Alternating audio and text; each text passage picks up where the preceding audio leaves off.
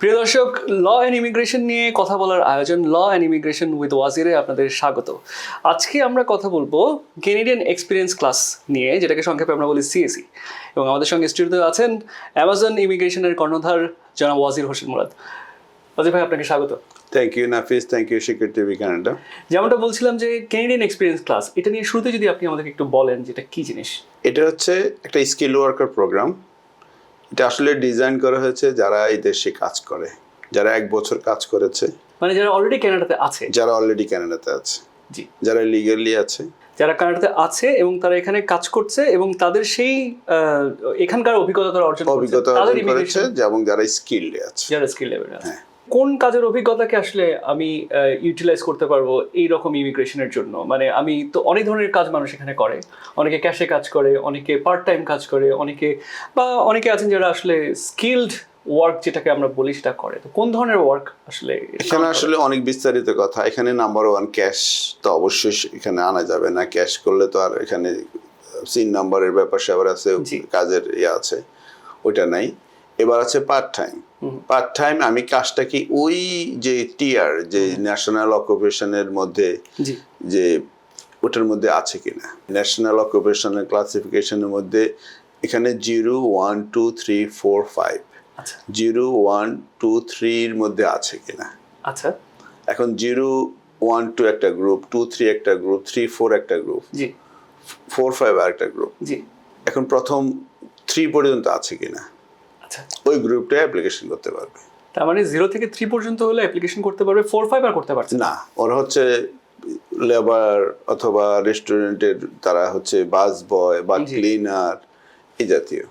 অর্থাৎ সিইসির জন্য মানে এলিজিবল হবেন তারাই যাদের 1, 2, 3 তিনটা নক, এই তিনটা নক 0, 1, 2, 3 এগুলো ম্যাচ করছে। কিন্তু কাজের অভিজ্ঞতার কোনো কি আসলে লিমিটেশন আছে? কতদিনের দরকার? হ্যাঁ, এখানে মূল জিনিসটা হচ্ছে এখানে বোঝার ব্যাপার আছে। 1560 ঘন্টা কাজ করতে হবে। ওখানে আমি জাস্ট একটু বলি, কারণ আমাদের কাছে প্রচুর প্রশ্ন আসে। আসলে আমার ভিডিওটা আমি যেই কারণে করা হয় সেটা হচ্ছে একটা মানুষ যাতে বারবার দেখে। জি। এবং আমরা যখনই কোনো লোক আমাদের কল দেয়, আসলে অনেক সময় অনেক কথা বলা যায় না, রিপিট করা যায় না, তখন বারবার যখন একটা মানুষ ভিডিও দেখে, ইউটিউব দেখে, ফেসবুক বা আমাদের 24 আওয়ার্স যে শিকর টিভি কানাডা আছে, তখন দেখে, তখন আর আমাকে আর ফার্দার প্রশ্ন করতে হয়, তখন নিজেই পারে যে আসলে which one I should go proceed. আবার একবার না বুঝলে আমরা বারবার দেখতে পারি।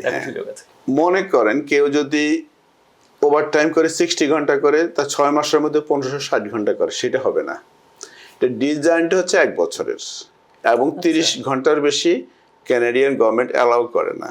এট দ্য সেম টাইম কেউ পার্ট টাইমও কাজ করতে পারবে, কোনো অসুবিধা নেই। 2 বছরে কেউ যদি 104 মানে 104 ঘন্টা কাজ করে, সেটাও এলিজেবল। আচ্ছা, 2 বছরে করা যাবে। মানে 1 বছরে 1560 ঘন্টা অথবা 2 বছরে 104 ঘন্টা, তাইলে সে এলিজেবল কাজ করার জন্য। আচ্ছা, যে এই প্রোগ্রামের জন্য এলিজেবল। তখন আপনি বলছিলেন যে আসলে 6 মাসে, কারণ আমরা অনেকেই তো এক্সট্রা টাইম কাজ করি, যেমন ধরেন নার্সিং এ যারা কাজ করে এদের ওয়ার্কিং আওয়ার বেশ লম্বা, 12 ঘন্টা, বা অনেকে ডাক্তার হিসেবে কাজ করেন তারাও 12 ঘন্টা। এখন অনেকেই তো যারা ধরেন সপ্তাহে 60 ঘন্টা কাজ করে, তাদের 6 মাসে 1560 ঘন্টা হয়ে যাবে, তারা কি এলিজিবল হবেন না? না, এখানে ডিজাইন করা আছে 1 বছর। So you can not apply before 1 year. 1 বছরের মধ্যে শেষ করতে হয় এবং 30 ঘন্টার বেশি করা যাবে না। বেশি করলেও সেখানে 30 ঘন্টাই কাউন্ট। এখানে অনেক মিসআন্ডারস্ট্যান্ডিং আছে, যেটা হচ্ছে মেইন জানার কথা আমাদের কাছে। প্রফেশনাল কাছে মানুষ কেন আসে? তো যারা পড়াশোনা শেষ করে, আমার কাছে পিএইচডি হোল্ডার আসে, মাস্টার্স আসে, ভালো ভালো ইউনিভার্সিটি থেকে পাশ করা, তাইলে তারা কি ওই জিনিসটা জানে না? অবশ্যই জানে। তাইলে তারপরে আমাদেরকে কেন ওরা টাকা দিচ্ছে? যাতে কোনো ভুল না করে। তো আমি মনে করি আমার এই ভিডিওর মাধ্যমে ওই ভুলটাও তার করবে না, কারণ এই জিনিসগুলো জানাটা খুব দরকার। এবং এই কারণে কিন্তু সময়টা পার হয়ে যাচ্ছে। যখন প্রত্যেকবার এটা ড্র হয়, রাইট? জি। তো আমার অ্যাডভাইস হচ্ছে don't lose your time, don't lose your draw. অনেক সময় বয়স বেড়ে যায়, আইএলটিএস এর সময়সীমা পার হয়ে যায়, আবার মাস্টার্স লেভেলের পরে তার একটা সার্টেন পরে আবার ওইটা আবার এটা টাইম শেষ হয়ে যায়। এখানে টাইম ফ্রেমটা কিন্তু একটা বিশাল ফ্যাক্টর। যখনই অ্যাপ্লিকেশন করতে হবে তখন এগুলা প্রত্যেকটা জিনিস ছোট ছোট করে দেখতে হবে, যাতে মিসআন্ডারস্ট্যান্ডিং না হয় এবং প্রতিটা ক্রাইটেরিয়া ফুলফিল করে। নাইলে কিন্তু ফেরত চলে আসবে। আমাদের কাছে যখনই মানুষ আসে কারা, যারা ফেল করে তারা আসে, তখন আমরা ওই জিনিসগুলোকে সর্টিং করি, সুন্দর করি, এবং আমরা করার পরে এটা হয়ে যায়। ওই জায়গাতেই তো আসলে এক্সপার্ট ওপিনিয়নের প্রয়োজন, কারণ অনেকে আমরা নিজে নিজে করার চেষ্টা করি, কিন্তু দেখা যায় যে অনেক কিছু আমরা ঠিকঠাকভাবে করতে পারছি না। সেই জায়গায় আসলে সবসময় ভালো যে একটা এক্সপার্ট ওপিনিয়ন নেওয়া, তাতে করে কাজগুলো সহজ গোছানো হয় এবং ঠিকঠাকভাবে করা যায়। ওইটাই আর কি, যেটা আমি বলছিলাম, ওই জন্যই মানুষ আমাদের কাছে আসে। অনেক সময় আমরা বলি যে এটা চাইলে তুমিও করতে পারো, তো অনেক সময় সাহস করে না, বা এর আগে একবার ভুল করেছে, সে ফার্দার ভুলটা করতে চায় না। সামান্য ভুলের কারণে, যে আজকে আমার কাছে আমার ক্লায়েন্ট আসছে, উনি মাস্টার্স ড্রিম আছে, ওটা মিস করেছে অনলি ফর একটা ভুলের কারণে। 2 ইয়ার্স পিরিয়ড শেষ, উনি এখন ওনার হাতে আর কোনো প্রোগ্রাম নেই। হি নিডস টু গো ব্যাক, অথবা উনি লিমা খুঁজছে, বা যে কোনো, আসলে ওনার লাইফটা এখন আপসাইড ডাউন হয়ে গেছে সামান্য ভুলের কারণে। হ্যাঁ, এখন তখনই ওনারা আফসোস করে যে আমার আপনার কাছে আসা উচিত ছিল, আপনি কত চার্জ করতেন। It's not the matter of charge, matter of life. তখন মনে হয় যে না, আপনি 2000 5000 তো এটা কোনো ব্যাপারে ছিল না আমার লাইফের জন্য। সবচেয়ে বড় কথা, উনি জবটা হারাবে। এই ক্যাটাগরি ম্যাক্সিমাম লোকগুলো ভালো জব করে, মোর দ্যান $100,000, মোর দ্যান $200,000, মানে তাদের কোনো ব্যাপার না আমাকে হায়ার করা, কিন্তু ওরা নিজেরাই করতে গেছে। ওদের কাছে মনে হয়েছিল যে ওরা এটা ইজি করতে পারবে, কিন্তু সামান্য মিসআন্ডারস্ট্যান্ডিং অথবা সামান্য ইনফরমেশন বা যে জিনিসটা ওদের ছিল ওইটা করেছে, হয় নাই। জি। এবং তাদের নট অনলি আবার করবে, ও সময়টা টাইম পিরিয়ড শেষ, বা তাদের যে সময় আছে ওরা থাকতে পারবে না এখানে, কারণ 1 বছর শেষ হয়ে গেল তো তিনি জি থাকতে পারবে না, বা ইতিমধ্যে PGWP শেষ, অথবা তাকে জবে আর রাখবে না, মানে অনেক কিছু আছে, যেটা আসলে অনেক ফ্যাক্টর আছে এখানে। জি। তো রাইট টাইমে রাইট ক্লিক করতে হবে, এটা মূল কথা। কিন্তু আপনি তো এটা তো বলছেন আপনি প্রফেশনালদের কথা, কিন্তু আমাদের এখানে তো প্রচুর স্টুডেন্ট আসে, বাংলাদেশ থেকে প্রচুর স্টুডেন্ট আসে, তারা পড়াশোনার পাশাপাশি অফ ক্যাম্পাস কিছু কাজও করে, সপ্তাহে পার্ট টাইম। তো এইদের কাজের যে অভিজ্ঞতা, মানে আমি স্টুডেন্ট থাকা অবস্থায় পার্ট টাইম যে কাজগুলো করছি বা অফ ক্যাম্পাস যে কাজগুলো করছি, এগুলো কি কাউন্ট হবে? না, এগুলো বোঝার ব্যাপার আছে। যেমন অনেক স্টুডেন্ট আছে, মাস্টার্স লেভেল হোক, আন্ডারগ্রেড লেভেল হোক, বা বিভিন্ন প্রোগ্রাম হোক, অনেক ভালো মানুষ আছে, ওরা বাংলাদেশে অলরেডি মাস্টার্স শেষ করেছে, ওরা আইটিতে কাজ করে বা হেলথ কেয়ার সেকশনে কাজ করে। ওনাদের একটা ধারণা হচ্ছে যে আমি তো আমার এই আওয়ারগুলো হবে, কিন্তু না। You have to understand absolutely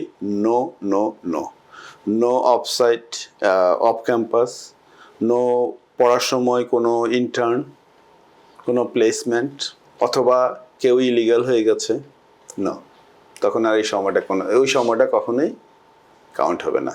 সেক্ষেত্রে কারা এলিজিবল হবেন, কোন অভিজ্ঞতাটা আসলে কাউন্টেড হবে?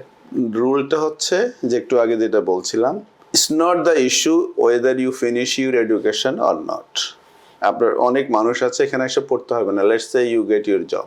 কেউ ডাইরেক্টলি হায়ার হয়েছে, সে বাংলাদেশ থেকে আসছে, কেউ দুবাইতে কাজ করতো, কেউ, আমি যেটা আগেই বলেছি, আমাদের প্রচুর মানুষ আছে খুব ব্রিলিয়ান্ট, জি, ওনাদের সেই অ্যাবিলিটি আছে ওনাদের জব পাওয়ার মতো, এবং হাইলি স্কিল।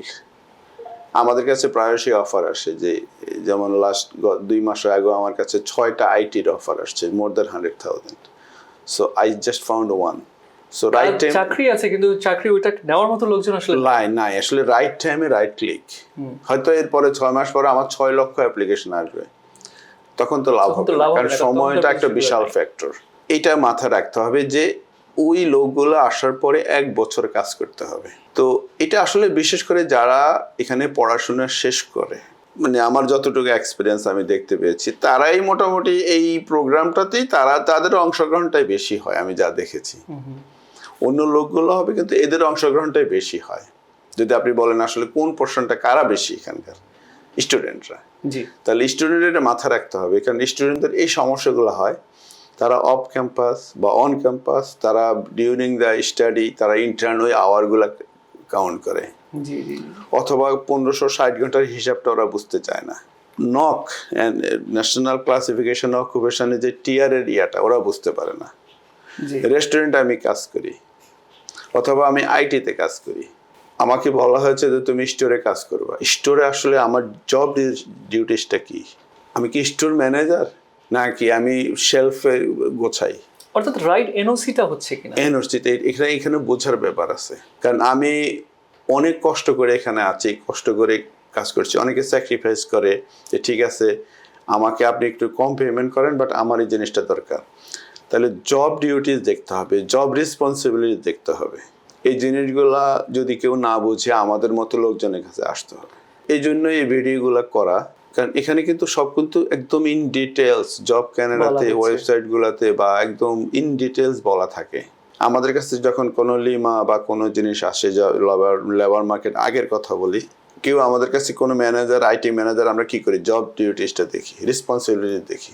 জি, তুমি অনেক কিছু করলা কিন্তু আসলে এন্ড অফ দ্য ডে তোমার এটা ম্যাচ করলো না, রাইট। তাইলে তুমি কিন্তু একদম পুরাটাই শূন্য হয়ে গেল তোমার। সো এই জন্যই জিনিসগুলো জানতে হবে, এবং আমার কাছে মনে হচ্ছে এই ধরনের ভিডিওগুলো মানুষের দেখা উচিত। জি, এবং দর্শকদেরকে অনুরোধ করছি যে আপনারা নিজেরা তো দেখবেনই, এবং যাদের জন্য প্রয়োজন তাদেরকে প্রয়োজনে ফরওয়ার্ড করবেন এবং তাদেরকেও জানাবেন। তো আরেকটা কোয়েশ্চেন আমি শুনেছি একজনের কাছ থেকে, তিনি বলছিলেন যে অন্যান্য ক্যাটাগরির জন্য যেমন আইএলস এর একটা স্কোর লাগে বা সিএসসি এর একটা স্কোর লাগে, বা ল্যাঙ্গুয়েজ বেঞ্চমার্ক সিএলবি একটা স্কোর লাগে, তো এই ক্যাটাগরিতে অর্থাৎ সিএসসি ক্যাটাগরিতে ভাষাগত দক্ষতার রিকোয়ারমেন্টটা কি? যে এখানে আসলে হ্যাঁ, স্কিল ওয়ার্কার যারা, তাদের এমএলবি সিএলবি 7 যেটা আইএলটিএস ইকুয়াল টু 6। আমি একটা নোট নিয়েছি, জাস্ট এটা দেখেই বলি। যারা for example manager, engineer, accountant, তাদের জন্য সিএলবি হচ্ছে 7, যেমন listening 6, reading 6, writing 6, speaking 6 IELTS এর। আবার যারা মনে করেন টিয়ার 2, এটা যেটা বলেছি 0, 1 অথবা টিয়ার 1, আগেরটা একদম স্কিল ওয়ার্কার। সেকেন্ডটা হচ্ছে টিয়ার 2 অথবা টিয়ার 3 জব। এরা কারা? এরা হচ্ছে সুপারভাইজার, এরা হচ্ছে শেফ, এরা হচ্ছে মেকানিক। এদের জন্য CLB 5, CLB 5 IELTS equivalent to listening 5, reading 4, writing 5, speaking 5। তো অন এভারেজ আসলে 5 এর কাছাকাছি থাকলেই এই রোলগুলোতে অ্যাপ্লাই করা, যদি টিয়ার 2 অথবা 3 হয়, টিয়ার 2 অথবা 3 হয়। এখন এটা করলে কি হয়ে যাবে? না, এটা আসলে অনেকগুলোর ফ্যাক্টর, মানে সবকিছু মিলিয়ে আপনার পয়েন্টটা হচ্ছে কিনা। 6 আছে কিন্তু আপনি কম্পিটিটিভ ইয়েতে আছে কিনা, মানে 6 হওয়া মানেই যে আপনার হবে তা না। ওটা অ্যাপ্লিকেশন বেঞ্চমার্ক, আপনি বেঞ্চমার্কটা আপনি সাবমিট করতে পারবেন, বাকিটা হচ্ছে কম্পিটিশন, আপনার কত স্কোর চাচ্ছে ওরা। মানে এমন না যে আপনার এটা নাম্বার হয়েছে দেখে আপনি এলিজিবল, কিন্তু এগুলো হচ্ছে নাম্বার 1 ক্রাইটেরিয়া, কারণ অনেক মানুষ আছে সাবমিটই করতে পারে না। আমার জানা মতে অনেকেই আছে এখানে, অনেকে এলিজিবল হয়ে আছে, কিন্তু ওনারা শুধু আইএলটিএস এর কারণে ওনারা সাবমিট করতে পারে না। সো খেয়াল রাখতে হবে, এটা হচ্ছে সবগুলো জিনিসের সমন্বয়। নাম্বার 1, 1560 আওয়ার্স, 1 ইয়ার বার। এই যে আমার টিয়ার মধ্যে আছে কিনা, আমি অড জব করি আর চিন্তা করলাম যে আমি এটা করবো না, অথবা সামহাও আমার জব রেসপন্সিবিলিটি মিলে নাই, হবে না। অথবা আমি অফ ক্যাম্পাসের আওয়ার যোগ করছি, আমি যখন পড়াকালীন সময় ইন্টার্ন আওয়ার করেছি, অথবা সবই ঠিক আছে কিন্তু ওই সময় আমি ইলিগাল ছিলাম, হবে না। তাহলে এই জিনিসগুলো হচ্ছে সবগুলো জিনিসের সমন্বয়। এই সবগুলো ফ্যাক্টরের সমন্বয়ে যে টোটাল স্কোরটা হয়, সেটা যদি আপনার রাইট স্কোর হয় তাহলে আসলে আপনি এই ক্যাটাগরিতে এলিজিবল হবেন, এবং তখন কম্পিটিটিভ, বুঝতে পেরেছি, ওই স্কোরে আপনি মিট করেছেন কিনা। এখন যাদের অনেক বয়স বেশি, তারা কি এটাতে হবে? কম সংঘর্ষ, আপনার নাম্বার কমে যাবে, জি, পয়েন্টস কমে যাবে, আপনার it has to be competitive. এখন কম্পিটিটিভ বলতে আপনি কি বোঝাচ্ছেন? কারণ আমি তো ক্রাইটেরিয়া মিট করলাম, এরপরে ওদের যে বেঞ্চমার্কটা পয়েন্ট দেওয়া থাকে, পয়েন্ট ওইটাতে কাট অফ, যে প্রত্যেক সময় ওরা নাম্বার চেঞ্জ করে, নাম্বারটা হবে। তো সিসি সম্পর্কে শেষ যে প্রশ্নটা আপনার কাছে আমার থাকবে সেটা হলো, আর কি আমাদের জানা উচিত মিনিমাম এই ক্যাটাগরিতে অ্যাপ্লিকেশন করার জন্য? আমি আসলে সব অলমোস্ট প্রিটি মাচ আমি কভার করেছি। তাও আবারও শেষ কথাটা হচ্ছে, you have to be very careful, you have to maintain 1 calendar year, you have to maintain 1560 hours, you have to make sure you are not doing count off-campus job or any intern job. Make sure illegal অবশ্যই জিনিসগুলো হবে না। অনেক সময় আমি অনেক ভালো কাজ করি, কিন্তু আসলে ফর এক্সাম্পল আইটি অথবা আমি হেলথ কেয়ার, যে জিনিসগুলো হচ্ছে এখনকার সময় সবচেয়ে আলোচিত, যে জিনিসগুলো খুব ডিমান্ড, কিন্তু ওই সময় আমি ইলিগাল ছিলাম, তখন ওটা অথবা আমি অফ ক্যাম্পাস, মানে আমি পড়াকালীন সময়, ওটা কাউন্ট হবে না।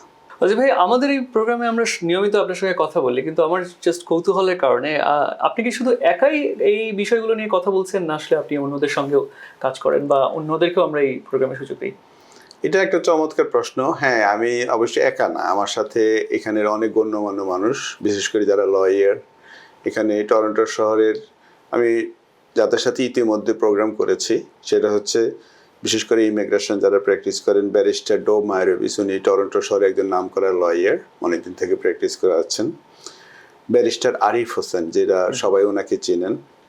ব্যারিস্টার শামসুদ্দিন, ব্যারিস্টার শামীম আরা, ব্যারিস্টার জয়ন্ত সিনহা, এবং আমাদের এখানে স্কুল ব্যবসা করে যারা এখানে সবাই চেনেন, ডক্টর বাদশাহ আলম, উনি A+ লার্নিংয়ের মালিক।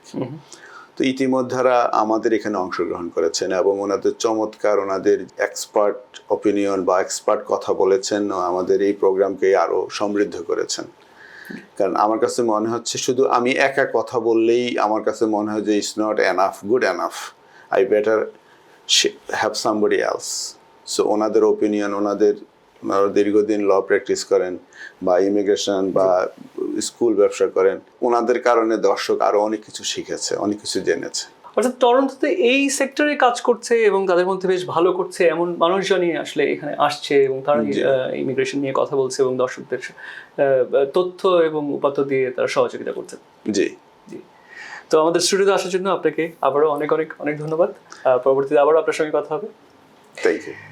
তো প্রিয় দর্শক, আজকে আমরা কথা বলছিলাম যারা স্টুডেন্ট হিসেবে অথবা যারা অলরেডি ওয়ার্ক পারমিটে কানাডাতে আছে এবং যারা কেনেডিয়ান এক্সপিরিয়েন্স ক্যাটাগরিতে ইমিগ্রেশনের জন্য অ্যাপ্লাই করার জন্য এলিজিবল, তাদের আসলে এই এলিজিবিলিটি ক্রাইটেরিয়াগুলো কী কী এবং তারা কী কী ক্রাইটেরিয়া ফুলফিল করলে এই অ্যাপ্লিকেশন করতে পারবেন সেটা নিয়ে আমরা কথা বলছিলাম এবং আমাদের সঙ্গে ছিলেন অ্যামাজন ইমিগ্রেশনের কর্ণধার জনাব ওয়াজির হোসেন মুরাদ। আমরা এই টপিকে আরও কিছু এপিসোডে কথা বলতে থাকবো। আপনাদের যাদের প্রশ্ন আছে আপনার প্রশ্নগুলো আমাদেরকে পাঠাতে পারেন শিকড় টিভিতে, শিকড় টিভির ওয়েবসাইটে অথবা ইউটিউবের কমেন্টসে আপনারা আমাদের প্রশ্ন করতে পারেন, ইমেল অ্যাড্রেসও আমাদের কাছে পাঠাতে পারেন।